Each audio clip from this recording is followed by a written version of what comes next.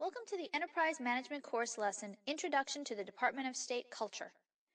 DOS is integral to SOF operations, and you will and must interact with DOS officials to succeed as operators. We will discuss how you, as SOF operators, can do that effectively. This lesson will be divided into three sections: DOS history, DOS culture, and DOS-DoD interaction. This section will focus on the historical origins of the Department of State. When the United States of America established itself as independent, the new nation immediately faced the necessity of representing itself overseas. Despite their status as former colonial subjects of the British King, some 18th century Americans possessed a great deal of experience negotiating with ministers at the highest levels of the British government. This experience became the foundation upon which U.S. national diplomacy was built. Click on the images on the left to learn more. While negotiations in Paris were underway, legislators in the United States created a document outlining a new government, the Articles of Confederation. Today's Department of State began on January 10, 1781, as the Department of Foreign Affairs.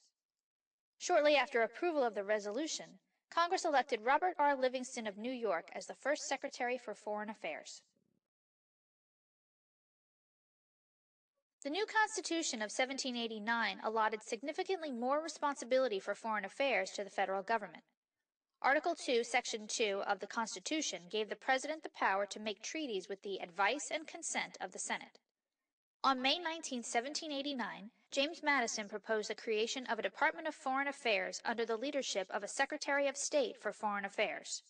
The idea was brought forth to Congress, who agreed and created the Department of State. As president, George Washington immediately appointed Thomas Jefferson, then minister to France, to be the first Secretary of State. Jefferson began work on March 22, 1790. During the first 50 years of the nation, diplomats were guided by the idea that the United States should observe political isolation from European powers during peacetime and maintain strict neutrality during periods of war. In his first inaugural address in 1801, Jefferson spoke of peace, commerce, and honest friendship with all nations, entangling alliances with none. As the United States spread across the continent and American prestige and influence grew, diplomats worked hard to keep the European nations out of the rest of the Western Hemisphere. The Monroe Doctrine of 1823 closed the Western Hemisphere to further colonization, announcing that the United States would refrain from interference in European affairs, and warned the Europeans to stay out of the domestic affairs of any of the new American republics.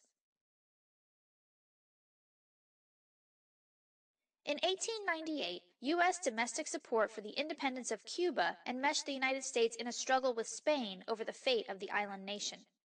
The 1898 Treaty of Paris ending the war gave Cuba its independence and also ceded important Spanish possessions to the United States, notably Puerto Rico, the Philippines, and the small island of Guam. The United States was suddenly a colonial power with overseas dependencies. Click on the images on the left to learn more.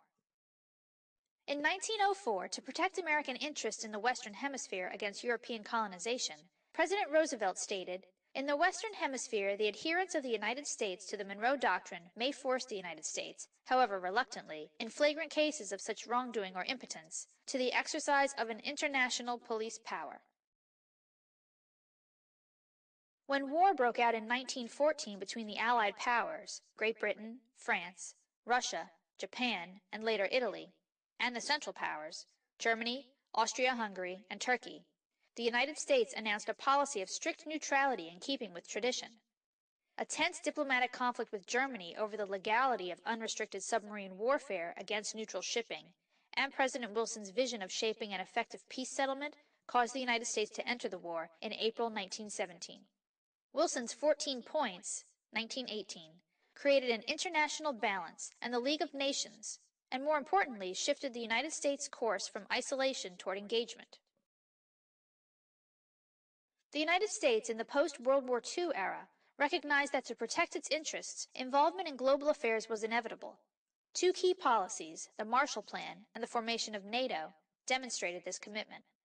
The Bay of Pigs invasion, Cuban Missile Crisis, and the war in Vietnam all revealed how the role of the Department of State was rapidly expanding. Diplomacy throughout this period was critically important to U.S. stability and security. The successful negotiation of the Intermediate Nuclear Forces Treaty marked the beginning of the end of the Cold War.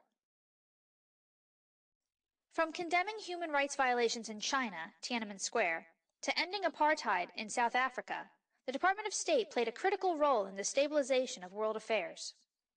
The Department of State's attention shifted to the Middle East.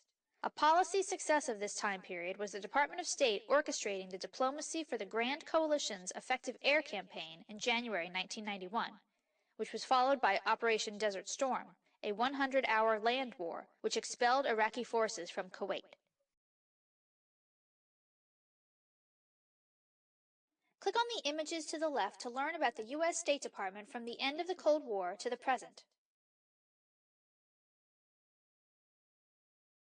After Iraq was driven out of Kuwait in the Persian Gulf War, the State Department's major achievements during the 1990s were negotiating trade agreements, helping spread democracy throughout the world, and assembling coalitions to achieve U.S. strategic objectives in the Balkans and Middle East. With the collapse of the Soviet Union, there was no great power rival to organize U.S. strategy against. Containing Soviet influence was the overriding goal during the Cold War, and the clarity of that objective made it easier to set priorities and sustain consistent policies. Threats morphed from overwhelming nuclear attack to rogue nation-states and sub-state actors, terrorists, disrupting regional stability.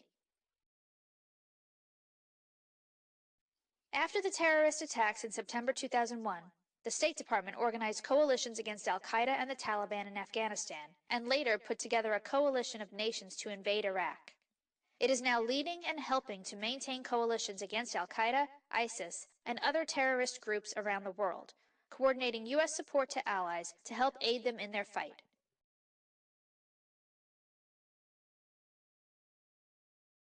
Congratulations on finishing Part 1 of the 3-part DOS lesson.